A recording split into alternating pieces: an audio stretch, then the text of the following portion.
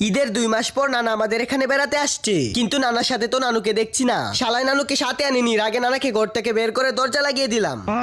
না, বেচারা অনেক দূর থেকে আসছে, ভিতরের মানবতা লাড়া দিল, তাই দরজা খুলে দিয়ে নানার জন্য টুল আনলাম। নানাকে না দিয়ে নিজেই টুলে বসে পড়লাম।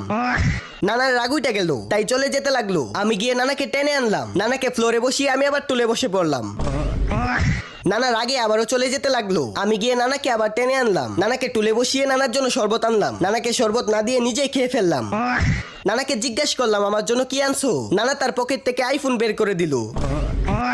আইফোন পেয়ে আমি খুশি হয়ে গেলাম, তাই আইফোন দিয়ে নানার সাথে সেলফি তুলতে লাগলাম।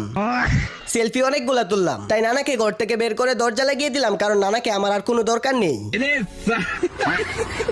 আইফোন পেয়েছি তাই খুশিতে নাগিন ডান্স দিলাম। ওমা, নানা দেখি আমার নাগিন ডান্স দেখে ফেলেছে, তাই আমি লজ্জায় খাটের নিচে গিয়ে লুকাচ্ছি।